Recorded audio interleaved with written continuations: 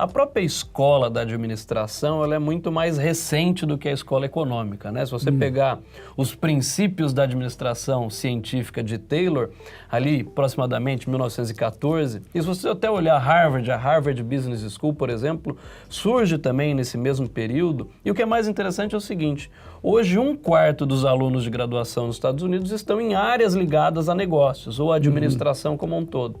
Aí a pergunta que eu quero te fazer é o seguinte, pensando nesse papel, até mesmo de uma escola bastante recente e, além disso, de uma área extremamente importante no nosso dia a dia, a pergunta que eu queria colocar é o seguinte, de fato, o sucesso da gestão, ele está ligado ao bom desempenho de uma organização? E desempenho, entenda-se, produtividade, rentabilidade, de fato é isso mesmo que a gente deve avaliar? Não, sem dúvida, a gestão existe justamente para lidar com recursos de uma forma diferente como a economia lida. Porque a economia lida com macro variáveis, embora tenha lá a parte micro. Né? Mas a gestão, ela está ligada ao bom uso dos recursos. Numa situação assim de abundância, digamos, não é como foi o caso, por exemplo, da indústria americana depois da guerra, que teve teve um período assim de dificuldade depois daquela abundância. Você até hoje pode ver isso nos filmes de época, né? Aqueles carros gigantescos, todo aquele aparato que tinha nas residências, muito diferente do que acontecia na Europa e no Japão. Então a administração ela tende a ser um pouco mais, digamos assim, condescendente. Mas quando você tem uma situação de crise, como era a situação no Japão e na Alemanha, não é? E nos países europeus depois da guerra, a tendência é você buscar o máximo possível, né, de rendimento dos recursos que você tem.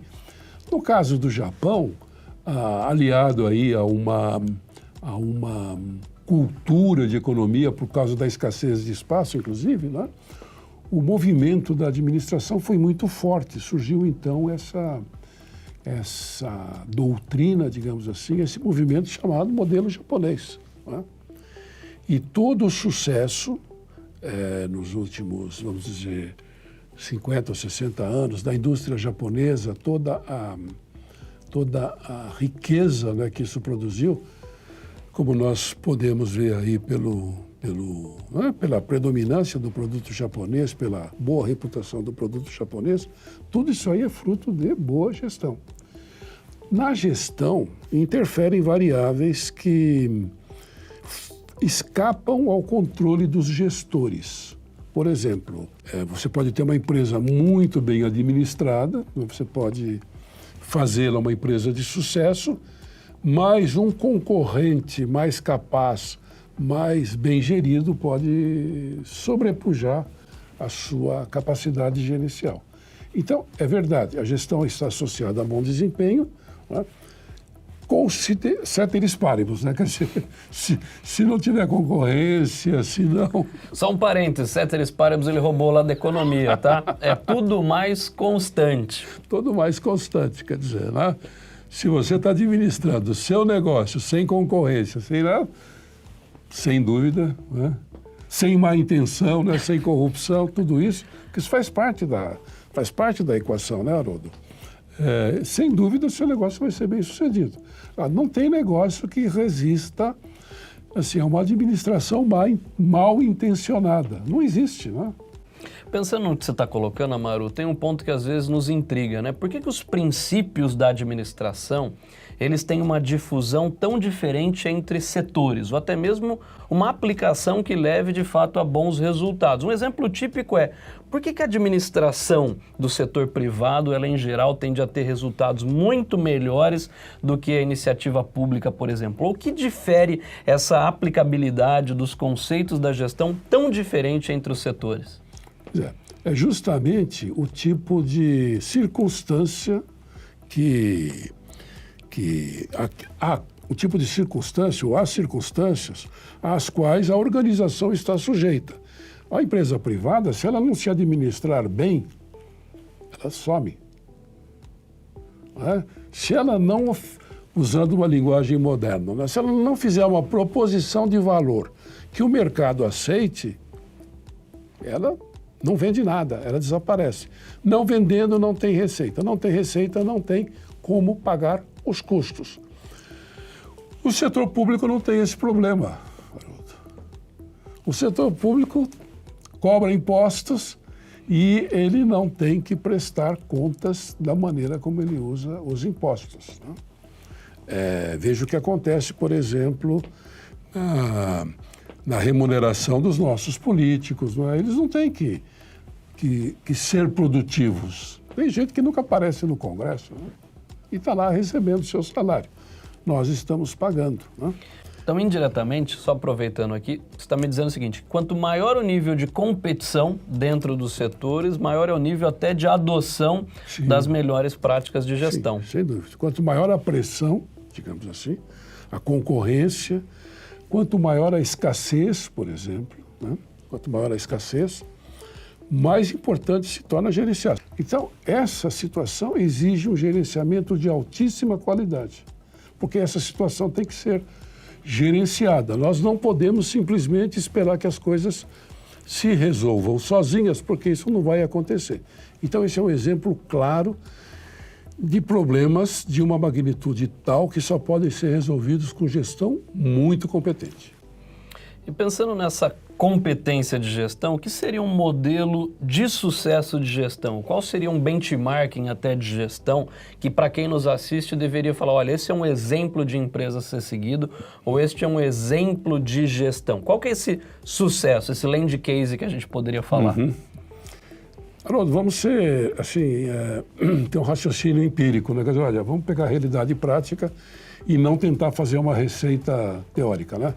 A realidade prática é que você tem empresas muito bem geridas. E aí a gestão, ela não é uma questão só de produtividade, né, Haroldo? A gestão é uma questão de cuidar da base. Quem dizia isso já era o Fayol também, né? Você tem que cuidar da eficiência dos processos produtivos e, num nível mais alto, você tem que fazer a governança. Então, a governança te diz: eu vou por aqui. E a eficiência te diz: eu vou por aqui usando adequadamente os recursos. Então, algumas empresas são benchmarks, como você está dizendo, né? São benchmarks de governança e de eficiência. Hoje eu quero dizer, já faz uns 40 anos, mais ou menos, o benchmark é a Toyota. A Toyota deu um exemplo para todo mundo. Ela criou o conceito de empresa de classe mundial, né? Porque a Toyota é justamente esse modelo, né, de governança no topo e eficiência produtiva na base que tem mantido a Toyota como, né, uma campeã das empresas. Junto com elas, outras empresas japonesas, né? E hoje em dia, já há algum tempo, aliás, existe aquele princípio: todo mundo quer ser a Toyota. Todo mundo quem? Todo mundo significa hospitais, né? Significa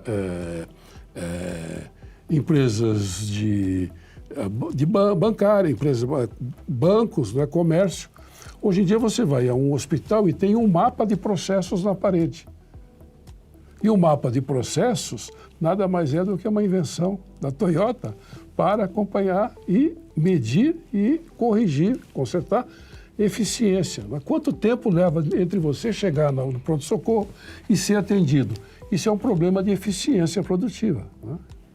E grave, não é? Porque está cuidando do seu bem-estar, da sua saúde. Então, o padrão hoje seria a Toyota. Outras empresas do ramo automobilístico e do ramo hospitalar também, por exemplo, o Einstein, lá em São Paulo, é um caso também, são empresas que se destacam. Nós deveríamos estudar essas empresas, porque na governança é assim: oferecemos o melhor serviço. Você quer ficar bom, você vai lá com a gente. Você quer ter um bom carro, você compra o nosso. Agora, nós estamos fazendo isso aqui com um tremendo nível de eficiência. Nem precisa estar ligado a lucro, porque no caso dos hospitais não é o caso. Mas você está ligado assim: nós não estamos desperdiçando nada no nosso processo produtivo. Nós estamos fazendo isso sem perder tempo, sem perder materiais, sem perder esforço humano, principalmente, sem perder potencial humano. Que é legal desse exemplo que o Amaru está colocando. Você provavelmente deve ter levado seu carro na concessionária recentemente para fazer revisão. Se você olhar como estão dispostos os veículos e até os painéis de processo, seguem exatamente isso que o professor Amaru está falando. E para a gente caminhar para o fechamento desse vídeo, Amaru, como economista, a gente gosta sempre de quantificar. Onde é que estão os valores de tudo isso que a gente está falando? E a pergunta que eu quero fazer é o seguinte: como é que a gente consegue mensurar, em algumas áreas, alguns efeitos que são intangíveis sobre a ótica da gestão? Por exemplo, a motivação dos funcionários, ou mais do que isso, como é que a gente consegue mensurar o layout, como que está organizado até mesmo o chão de fábrica e o efeito que isso pode trazer para a organização? Então eu quero caminhar para essa pergunta para a gente fechar aqui a nossa discussão de como é que alguns pontos da gestão que são intangíveis a gente consegue mensurar e consegue atribuir um valor a isso.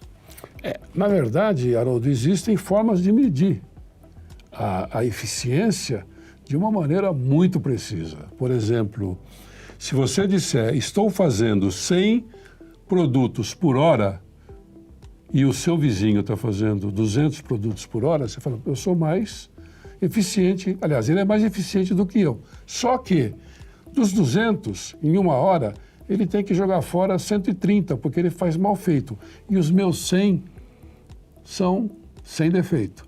Então você é mais produtivo que ele. Significa o seguinte: quando você mede produtividade, você tem que considerar a taxa de aproveitamento, quer dizer, quanto do que você faz não se perde.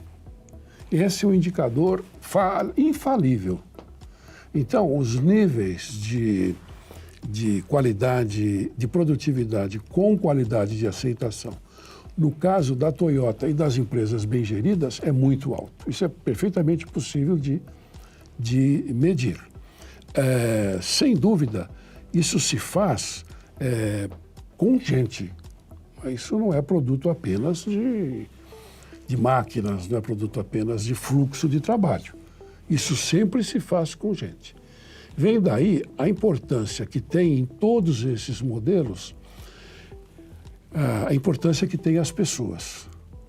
E assim como existem modelos, não é, para lidar com produtividade, governança e tal, existem modelos para lidar com pessoas também. Existe aí o concurso dos melhores lugares para se trabalhar.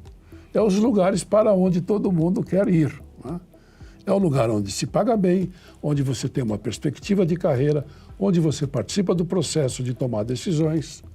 Não é isso? E algumas empresas também são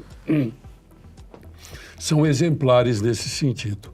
Aqui no PSEG, por exemplo, nós tivemos alunos que, ao longo do período em que eles fizeram MBA, defenderam tese, tiveram carreiras maravilhosas. Tipicamente em empresas onde é melhor trabalhar do que em outras. Assim. Ou seja, assim como existem padrões de produtividade, de eficiência, de governança, existem padrões também de gestão de pessoas. Então, jovem, recomendação, né? Estude economia ou administração, mas estude os dois e procure um lugar para trabalhar onde você faça um trabalho do qual você goste, nas condições que lhe são mais favoráveis, mais satisfatórias.